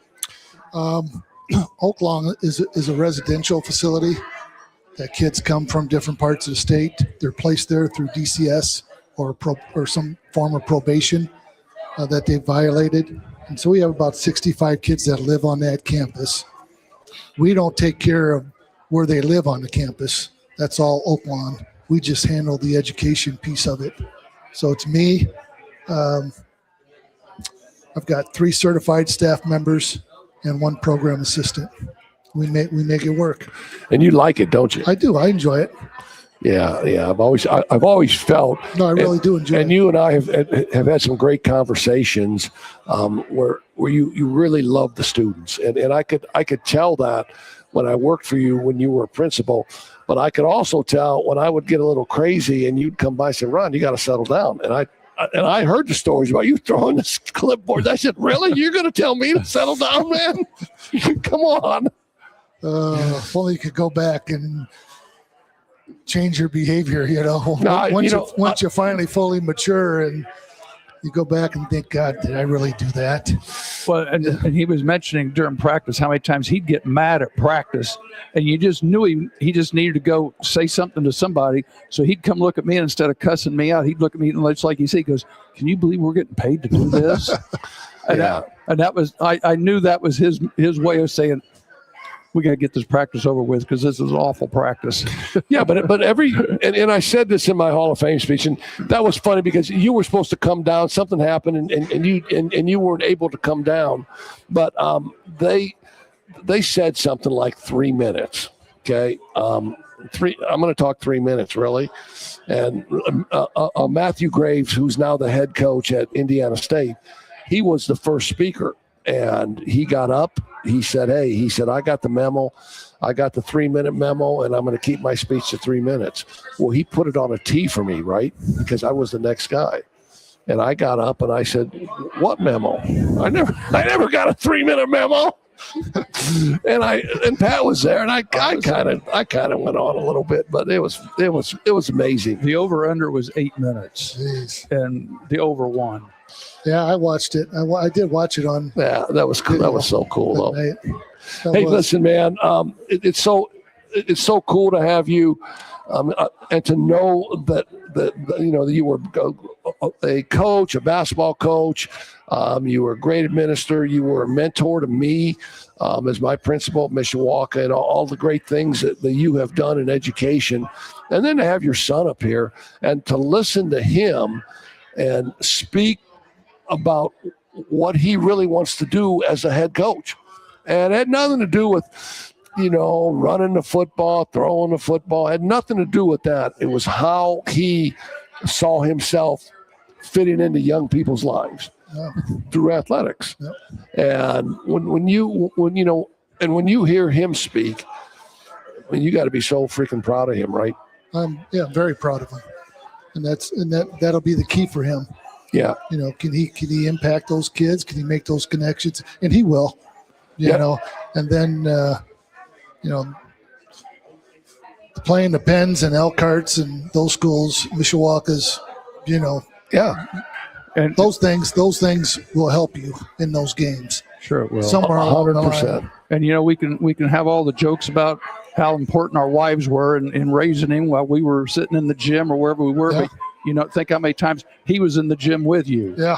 So I worried about that. Those are times you worried about. we can always joke around practice. We can joke around how the wives have done a great job of raising these guys, which they did. But you can remember how many times they were in the gym with us on Saturday mornings and everything else. Yeah, right. They learn a lot from osmosis.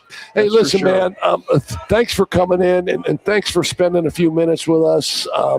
You've played a big part in my life. And when I was talking to Father Dan, he brought you up. He said, I had a young basketball coach here for a year, and his name was Joe Caldroni from Marion. And I mean, I hadn't worked for you, but I knew the name, and Dave Reisner, and everybody talked about you, and I knew what a great player you were and what a great career you had at Bethel. And then how things happen, right? How things go full circle. Sure. And we end up hanging together, man. Yeah. I mean, thanks for all that you've done for me. Thanks for what you did for Pat, for staying a year and letting Pat stay 15 years. Yeah, he ends up winning the sectionals. Yeah, for 15 years. I did talk to Antoine about a week ago. Is that right? He's hoping to start tying some together here, but they lost in a tough one last night. Yeah, he's down there in Charlotte. Yeah, Antoine played for he was a freshman when I was at Adam. Ended up playing 3 years for him. He was a heck of a player. He sure was, and now he's coaching. Yeah. Yeah, that's really cool. That's really cool. Hey, well, listen, Scott, why don't you take us to a break, and we will switch gears here. But again, thanks, man. Thanks for coming in. Thank you, guys. Good seeing you both. Finding private health insurance can be stressful. What if it didn't have to be? I'm Tony Letcher, licensed insurance agent. I prefer to personally meet with my clients so I can get a better understanding of your needs and budget. I can even review your current coverage. I don't want you to be my client today. I want you to be my client forever. Call Tony Letcher today to schedule your free consultation or visit tletcher.com. On Funeral Homes in Mishawaka continues its tradition of families serving families. They provide burial, cremation, and pet cremation with compassionate personal care. Families have long trusted Han to guide them through life's hardest moments. Learn more by clicking the link in the show description. Looking to get your driver's license? Frick's Driving School in Mishawaka makes it easy. Take the official Indiana State driving exam right there in-house for just $65. No formal driver's education required. If you're 16 years and 270 days old, and you've held an Indiana learner's permit for at least 180 days, you're eligible. For more information, the link is in the video description. The Harbor Group Planned Wealth helps you answer the big questions like when to draw Social Security, how to manage investment risk, and what health insurance might cost. Wondering if you can earn part-time income after 62 without losing benefits, or if retiring could actually feel like getting a raise. For more information and for information about all of our partners, see the links in the show description and make sure to tell them that Coach's Corner with Heck and King sent you.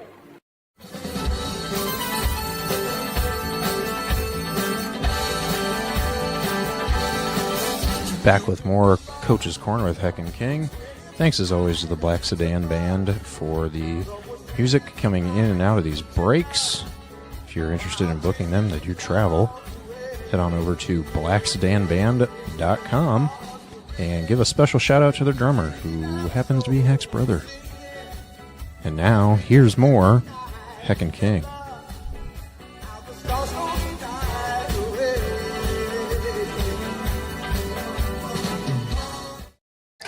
We are back, and you know what, Pat? I mean, we had a couple of high-power guests with Joe Caldroni talking about getting the Marion job, with Jerome Caldroni, and how Jerome has intertwined both of our lives, exactly, right? Exactly. I mean, you had three old timers on here. Is basically what you had. Yeah, and if Jerome doesn't leave Adams, I mean, you might have got the Mishawaka job.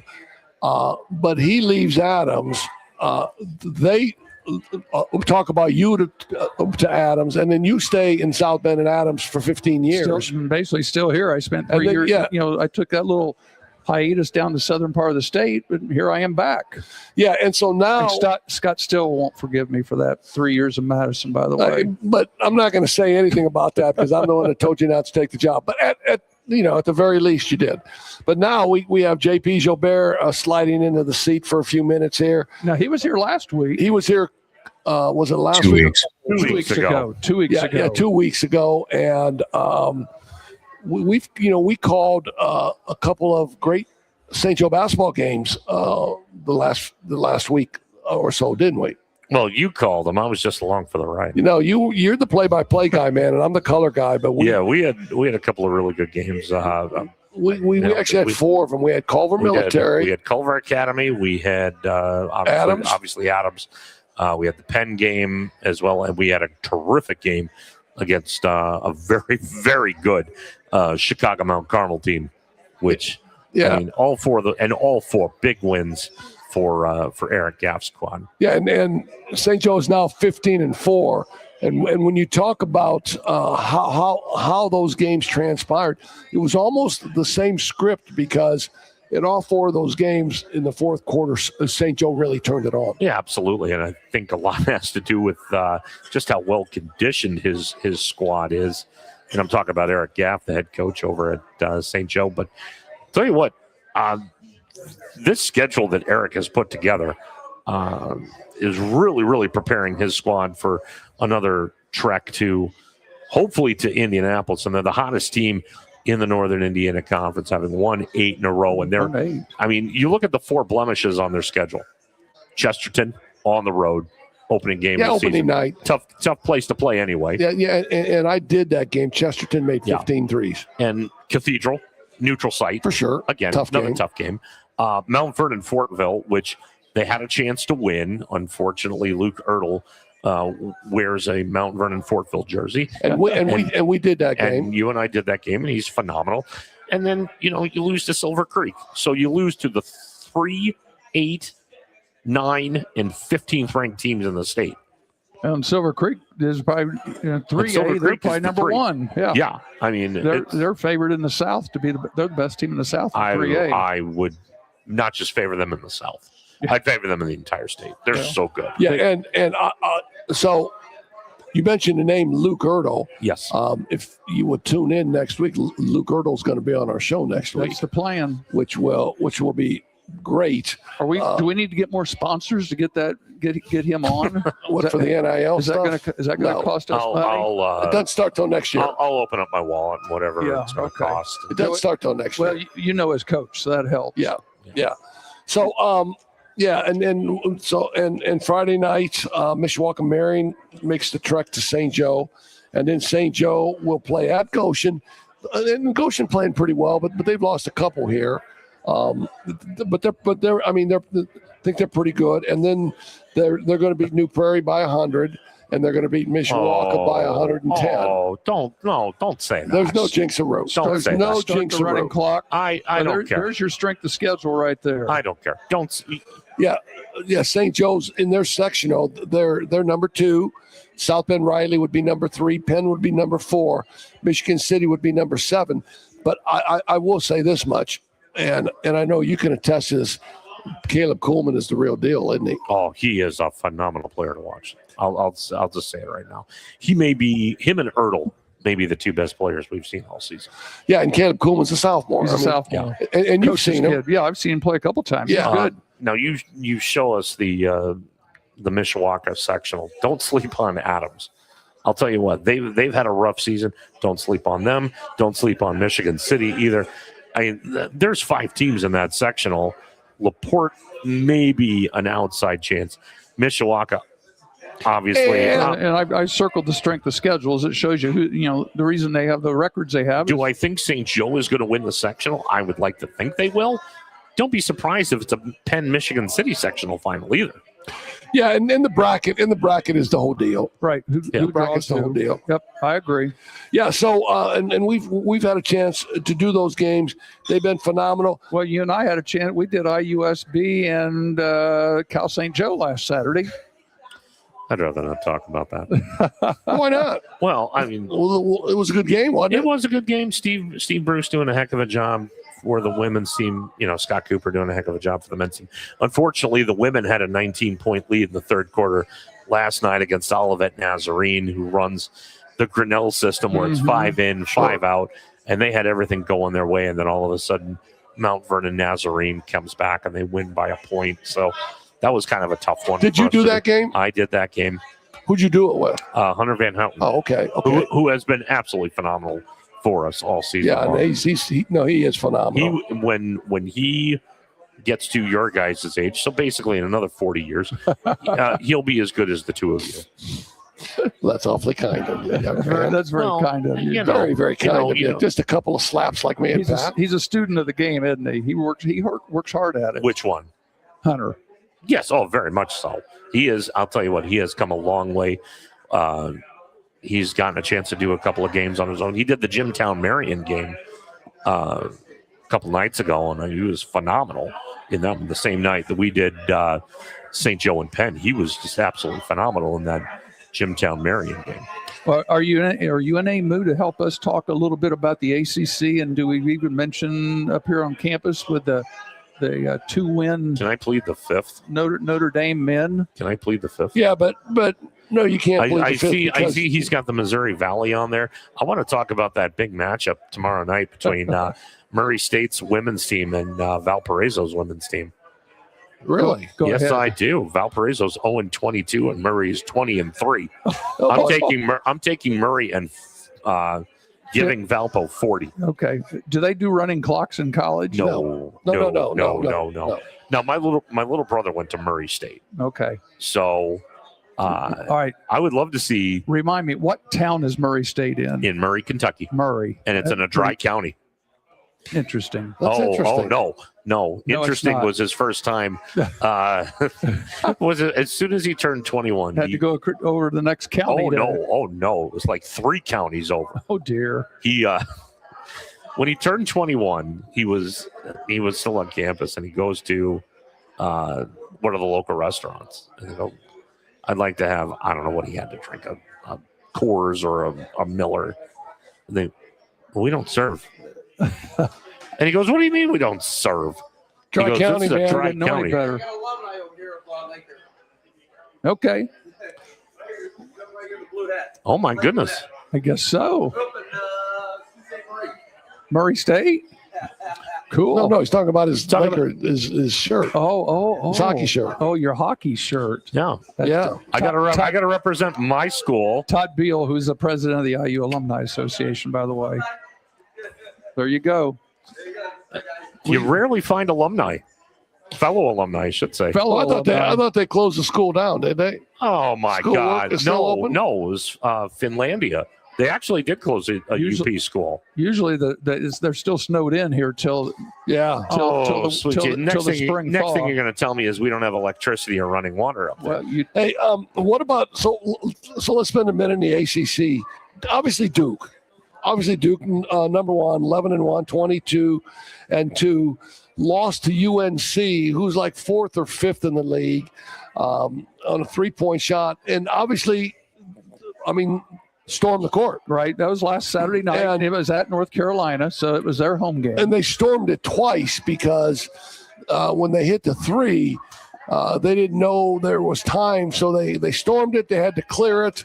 Then put time back on the clock, and Duke had a shot, missed. Then they stormed again, and that brings up the theory or the thought process: should you allow the ability to storm the court? Because one of the personnel or coaches or staffers from Duke got punched in the face, and as I was watching that happen, I thought that the players were really in peril for about a minute. Can I interject before you say something? It's amazing that you saw the end of that game, seeing that you were devouring a meatball sub down the street. Yeah, it was incredible. Yeah, right. Yeah, oh my gosh, at Barnaby's. We went to Barnaby's after our outstanding. Well, I shouldn't say my outstanding call. But this is the man. This is the reason why we were able to make such a great call. But I'll let you answer it first, and then I'll go. What's your thought on they try their best to rope off the area where they go through the handshake, but they never sometimes did. You can't get there in time. Yeah. I mean, should they ban that? How are they going to ban it? They can't. They physically can't. I'd like to see them try to enforce it. Yeah, they can't enforce it. How are you going to keep a mob from storming the court? During football, they're shooting fining people, but they don't care. They're charging. Well, then fine. They're fining. No pun intended. Schools. No pun intended. Just fine. North Carolina has no problem paying those fines. I think exactly. I 100% agree with you. Yeah, I'm still in that theory. Like, act like you've been here before. Yeah, no. Jimmy Brown said that. When you score a touchdown, you don't need to dance in the end zone. I scored a touchdown. I gave the ref the ball because I done it 100 times. Act like you've done this before. Well, some of those kids haven't done that before. Well, they haven't beaten. They just. I think in the world of professionalized college sports too, I feel like court storming is like the one thing left that really is different from pro sports. Between college and pro. Because in theory, like, those are your classmates. That's a very valid point. I agree. Well, that's a great point. And I guess the point, and I don't know if this is going to make any sense, but a lot of those kids storm the court just because they saw somebody else do it. Well, I'm going to take it even. A lot of them are inebriated too. I'm going to take it even a step further. You pay X amount of money, your tuition plus if you don't get free tickets, right? I think as a student, absolutely. Go storm the court.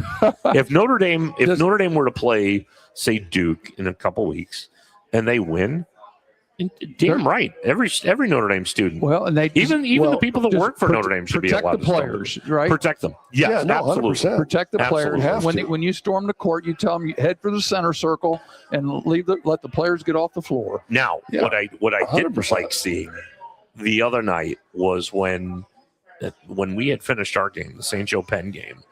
And St. Joe won. Great. They won. Okay. The kids immediately stormed the court. Mm-hmm. The Penn kids never had a chance to get out of there. Sure. I did not like that. I felt for the Penn kids. I was like, you know what? Allow them to leave. Right. Then by all means, storm the court. That's the same thing that happened at Duke too, or North Carolina. I mean, both teams got caught. They didn't give them a chance to get off the court. Let them get off the court first, and then by all means, storm the court. And at the risk of jumping conferences, how about last night's game, Scott? You saw that, the Purdue game with Nebraska. They're up 22, and they win the game in overtime. Man, come on. How did they lose? They're up 2. And the guy catches the ball and slips right in front of the Purdue bench. Well, now what they have found out, instead of accusing Purdue of leaving water on the court during the timeout, they find out, they watch video of it, and somebody in the bleachers threw a beer and tried to hit the players in the Purdue huddle, missed them, lands on the court. Nobody cleaned it up. Yeah, Can I say assault. something before you continue? That's awful. Why would you throw a beer that costs $14? I'm sorry. I got nothing for that. I can't. Yeah, I'm sorry. Because they're in college, mom and dad are paying college. But what I do have is this: the second team in the ACC is Virginia at 10-2. Yep, 21-3. A team that and Notre Dame had beat. You and I sat there and watched the double overtime 2 weeks ago, didn't we? So what does that tell you? About Notre Dame, who's 2 and forever? They've got 2 wins, and Clemson has 2 losses. So at 11-14 on the season, I don't think that Notre Dame is that far away. I don't. I agree. I don't. Their 20-point scorer has been hurt and off. Now I don't think. I'm not sure about the recruiting process at Notre Dame, but I mean they've been in. I mean they played Louisville to a great game. Mm-hmm. They played. They get beat by a couple to Florida State. Last year they get beat. Is it Duke? On a last second shot at Duke. I mean, I think there's food. I think that I don't think Notre Dame is that far away. Do you? No, I don't. And hopefully the administration stuff will recognize that they've got enough basketball people in decision-making positions. Clemson, for example, last night, Clemson was tied with Duke with 1 loss. Clemson loses last night to Virginia Tech, who is one of the teams back in the pack. That was a bad loss for Clemson, but it just shows you every night now, doesn't matter which conference we're talking about, there's always surprises. Yeah, let's talk about some Indiana or college basketball teams here for a minute. In the Big East, let's start in the Big East. Butler 4-10, 13-12, and Butler plays well for about 30 minutes last night against UConn, and then just runs out of gas. They just don't have the horses that UConn has. Obviously they don't have the horses that anybody has in that league because they're 4-10. Yeah, and the thing is, they're not last. I know. They're not last. Now, the Big East right now is really top heavy. You've got 3 teams that are really good: UConn, St. John's, and Villanova. And the rest of them, you just throw them in a hat, and it depends on which night it is. So at what point do you pull the Thad Matta experiment? Or do you? I don't think you do. I think that's something that Butler is in the same situation with 4 or 5 of the other schools. Marquette, Shaka Smart, they're in dead last place. Yeah, and Shaka Smart was the flavor of the month. 10 years ago. Yeah, and now he's on his 3rd team since then. Yeah, he goes to Texas, and all right. So I mean, you don't pull the plug on Thad Matta at Butler. No, okay. The other. How about Xavier? They've got the younger Patino. They played Monday night, their second time against St. John's. He plays against his dad at Madison Square Gardens, 87-82, and Xavier's under 500. But for that night, they play. Sure. The best team in the conference to a 5-point ball game. Let's move on to the Big Ten now. You have 2 teams from Indiana. Purdue at 10-3 in the league, 20-4 overall. IU 8-6 in the league. In 4th place, 17-8 overall. Let's take an inventory of those 2 teams in the Big Ten. 2 Indiana teams. What's your thoughts on Purdue? What's your thoughts on IU? Purdue's in a good spot right now. They went through that 3-game slump. And I'll tell you what's in a good spot right now is that pizza. You liking that? I'm smelling it. We can. I already finished it. That's why you're smelling it. And that's why we're trying to finish all this up. But Purdue, I think at 10-3. They've got Iowa on Saturday at Iowa, which is always a tough place to play. And I believe next week, Tuesday night, we need to find TV time. Michigan at Purdue, Tuesday night next week. You might put that on your calendars. Yeah, I got Bonanza on at that time. But this will be a night game. I watch a lot of college basketball. I really don't watch a lot of college basketball. I know you don't. Tomorrow night, Michigan State and Wisconsin. That'll be a good game. Who cares? Well, I'm just saying. Okay. There's going to be a lot of positioning changes. So there's no reason for us to spend a whole lot of time because every game. What's your take on IU? I think he's doing a good job. They're 8-6. Yeah. I think they get better every game. As soon as you get mad at him, they end up playing pretty well. I don't get mad at him because I think they play hard. I think they do. I think they play hard 24/7. That's one thing they didn't do last year. They've got to win 11 games to get in the tournament in the conference. Is that where you think it is? I think so. Well, then they only got to win 3 more games. They got to win 3 more games. They're at 8-6. But again, who do they have left? Do you have Sunday? Sunday they play Daytona Sunday, by the way. For you guys that are race car people. IU at Illinois. That's gonna be a tough one. By the way, NASCAR is the best sport to watch if you're drunk. Is that it? Turn. That's all they do. They just turn left. Left turn. Come back in an hour. You won't miss a damn thing. They're still turning left. That's right. All right, the Horizon League. You talk Horizon League. Jesus. I got nothing. Purdue Fort Wayne is in 4th place. Purdue Fort Wayne beats Notre Dame 82-79. So Purdue Fort Wayne, an Indiana school, that was back in December. 8-6, 14-11, and beat IU Indianapolis, the old IUPUI, in last place, 3-12. That's where they've been for the last 7-19. years. But they hire a guy. It's his first year, never lost. They got to get some players. Yeah, no, 100%. They got to get some players. They got to get a donor. They got to get a couple donors because you ain't getting players. And I don't care if you're in the Horizon League or you're in the MAC. You got to buy some players. And you think IU Indy's in a tough situation. Think about how crowded that neighborhood is. You've got Muncie, you've got Indiana State, you've got Bloomington, you've got Butler, and now you have IU Indy that are competing for, I wouldn't say the same players, but a lot of the same players. I would even go a step further. You look down south, you got Evansville, you got Southern Indiana. I'm getting ready to go. Ready to go. I totally agree. I know I'm jumping the gun on you. I don't like doing that. The MAC, 13 schools in the MAC. Ball State, number 9, 3-8, 8-16. There's your experiment. How much longer is that going to last? Michael Lewis, I don't know, because great name, great pedigree. Why is he not getting players? Is it and so will these college athletic directors be a little more lenient with these coaches? Because if the AD calls Michael Lewis in, says, Mike, man, we got to win some more games. And if I'm Mike, I'm looking at the AD, says, then give me more money. Well, exactly, because, if he has a couple good players, what happens to him? They moved to the Big Ten. I just think it's the same thing with college football. I mean, if you got to buy these coaches out because you fire them, I think that plays a lot into it. So you want to hope that you can play out a couple more years so you don't have to pay their whole contract in the buyout. Yeah, because money is at a premium. And obviously the MAC, what a great story with Miami of Ohio. Oh, exactly. I mean, undefeated. They're the last team. I mean, we were talking, what if? Because Akron's only lost one game, and their one game they lost was to Miami of Ohio. Miami. Yeah. So what happens I if saw Miami a thing on ESPN that had Miami as one of the first teams out. Yeah. Because they're not even in yet because of the schedule. Yeah. And, one of the things, and Q's got a point on here, he's talking about Alabama, the one player that they had that they got eligible. Now he's no longer able to play. Yeah. He's a G League player, right? Yeah. So now that, the committee, do they use those games that he played in as part of the criteria when they evaluate? I don't think they can, because it wasn't Alabama. It wasn't Alabama's fault that he played. It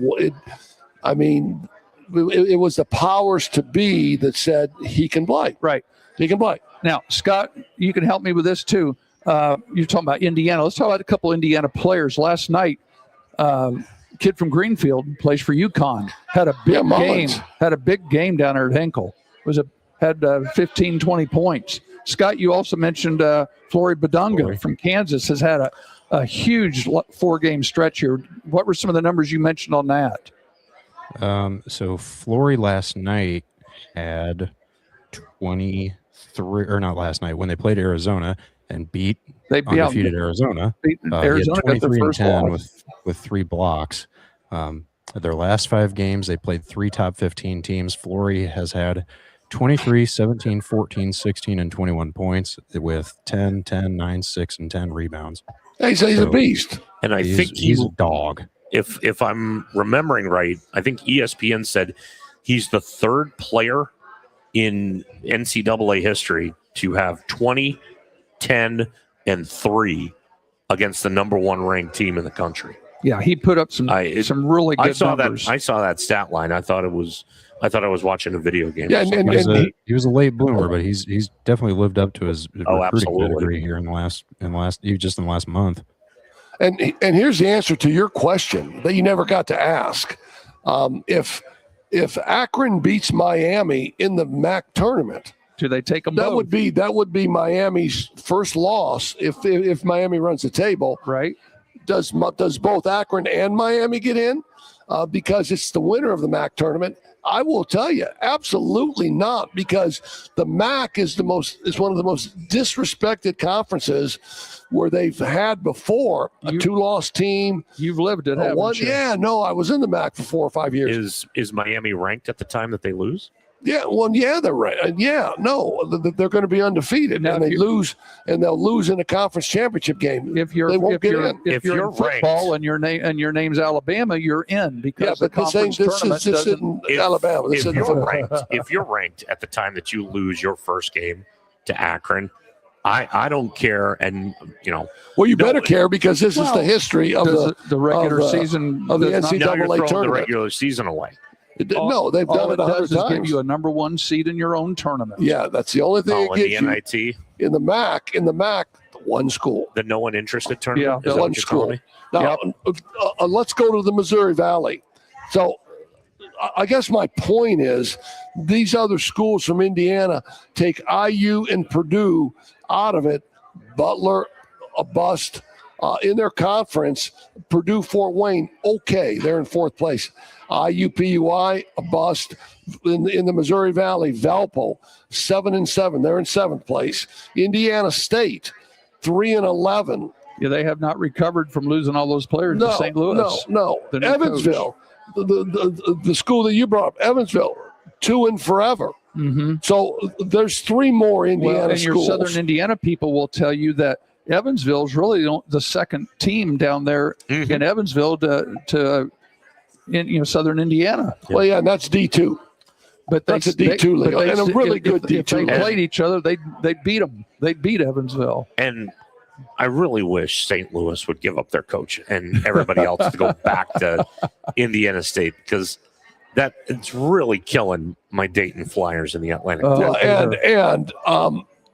I mean, don't sleep on that because it was all about money. I mean, St. Louis was going to double his salary, and Indiana State couldn't touch it. I agree. The Kareem Abdul-Jabbar, Robbie Avila, he gets paid 3 times as much to go to St. Louis. He's going to stay there as long as he can. Here's a league that I want to talk about too that is just the opposite almost. The NAIA Crossroads League. It's the best NAIA league in America, and Grace is number 1, 13-2, number 2 in the nation. IU with Greg Tonigo at the helm, right? Indiana Wesleyan is number 3 in the nation. They're 12-3. Bethel with Steve Draben at the helm is like number 8 in the nation. And so now you're talking about Indiana schools in this NAI league that are dominated really good. with Indiana players. Huntington, number 4, Taylor, 5. St. Francis has slipped because St. Francis was always at the top of the league. Yep. And obviously Goshen and Marion, the Wolfo Marion basketball program, coached by the aforementioned They've gone from Pat feast Knight. to fame, and they used to be the top. I mean, Scott Hetty was a great coach, and then Pat comes in, and Pat quits. And why did Pat quit? He ain't winning. Yeah, he wasn't. He ain't winning. He's acting a little bit off. It was a little more than that. Well, no, they're going to fire his coaches, and they should have fired his coaches. Right. Man. They're 2 and forever. Right. Now they don't. Now Steve Downing, the athletic director, was put kind of in a bad deal because Steve Downing played and coached with Coach Knight for all those years. Yep. And I mean, it was a bad scenario that they went through. And now let's talk about. Well, I mean, we got to talk about this. They're making a statue for the general. Just by the way, right? I agree. Why not? Oh, by the way, we're going to put a statue out here. I'm waiting for and them they to should. I'm waiting for them to put a statue of you up at Anderson High School. Yeah, well, that ain't happening because Oh, I'm sure it will. Anderson ain't even got a high school anymore. There's no more wigwam. No more wigwam. That's But here's what Dan Dockich got into it with about the statue. Where are they going to put it? Yeah, because they came out and said that they're going to put it in the lobby of Assembly Hall. And Dockich's thought process was, well, I mean, people that can't get in the lobby and just want to come and see Coach Knight's statue. Are you going to leave the door open 24/7? Yeah, because one of my most famous possessions that I own, I took my then 88-year-old mother to the United Center to watch a Bulls game. Michael Jordan statue outside. My mom and me got a picture right in front of it. I have that picture, huge, blown up. It's my mom in front of, with Michael Jordan. Sure. Now, if the general is only inside, the only people that will get to see that or if it's open, or they have a ticket to the game. It's all timing. You got to be there at the right time. I say put it outside. Walter Payton's outside of Soldier Field. I mean, I could say something that Bob Knight said while he was alive. I mean, you could bury it upside down and have could bury it upside down and have everyone, all his critics. He was crass. He was all of that. But at the end of the day, he was IU. Oh, he was IU basketball. No doubt. Hey, listen, man, we're up against it. This has been a great show. We had the incomparable Caldronis. We talked some hoops here with JP. We had Kenny on earlier. Just a great show. Next week, we're going to have Paul Condry sitting with us, and we're going to have the great Joey Bradburn, the head coach of Mount Vernon, with Luke Ertl on a Zoom. We'll get the people up here in Northern Indiana a chance to hear from. Obviously, if Luke Ertl is not Mr. Basketball, there needs to be an investigation. Yeah. Oh, 100%. Yeah. Needs to be an investigation. The two best boys players you and I have seen all year. Luke Ertl, Caleb Kuhlman, and third would probably be Elijah King from St. Joe. That's a pretty good three. That's pretty good three. Well, let's talk about where are you going tomorrow night? I'm at Marion and St. Joe. Marion St. Joe. Where are you tomorrow night? I'll be at the Notre Dame hockey game. I'll be at the Compton Family Ice Arena for Minnesota. Just for the hell of Notre it. Dame. Give us one. Here comes the Irish. Can you do that? No, I have to save my voice, and it's trademarked. Stop it. Sorry. And where are you going to be? Tomorrow, I will be at Bremen for the conference championship game. God bless you, my son. Town at Bremen. And then Saturday, Kenny and I will be over at LaPorte for the girls' regional. God bless you, my son. I think we should do the same thing for you since you're going to the Holy War. God bless you, my son. There you go. So that's going to be a real game. I've got girls. It's girls' regional week, so I've got girls' regional. We have Bremen and Kenny, who they play, Andrean at 5:00 Eastern. And then after that at 8:00, there's a one-game regional. They've switched that here the second or third year. They've done that. They cut down the nets, put new nets up, tell everybody go home. Then they bring a whole nother group in for an 8:00 start with Crown Point and Penn. What a game that should be. That should be a good game. So that's where I will be on Saturday. Saturday, I will be in Chicago, Illinois, with a very important liver doctor visit. Good. So hopefully, you get good news on that. God bless me. Well, and I've been to the doctor this week to check on my lungs from my pneumonia that I had 2 summers ago. I thought it was from all the weed you used to smoke. No, I got a clean bill of health. They said my lungs look great. Great. For my age. Bless you. All right. Hey, listen. Scott, thank you. Kenny, you don't want to know where I'm going to be on thanks Saturday? For being where are you going to be Saturday? Hey, Sim Salam watching the Bim. Olympics. That's what I'm going to be doing. Sim Salam Bim. Sim Salam Bim.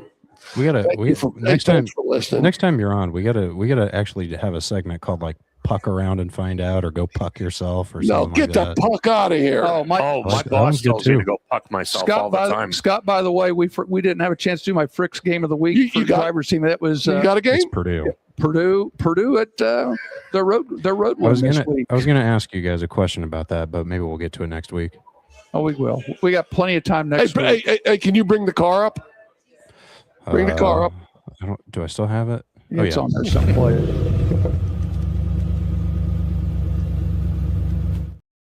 For sponsored by Frick's Driving School, Purdue. Plain and simple. I'm going to have a new video at some Their point. road win. Thanks to Over the Sora AI video generator. That's right. Hey, I mean, obviously, we want to thank our sponsors, the great Tony Letcher, the great Ben Harbor, Pat Hahn and Hahn Funeral Homes, Frick's Driving Center. I mean, if they did not sponsor the show, we obviously wouldn't have an opportunity to be on it. So thank you so much for them. The Black Sedan Band in Birmingham, Alabama, man.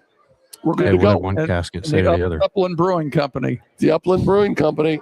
Oh, Stop. Hold on. I got 30 more seconds, Take Scott. your hands off my beverage. Play some music. Scott, I got 30 more seconds. Hold What does on. one casket say to the other?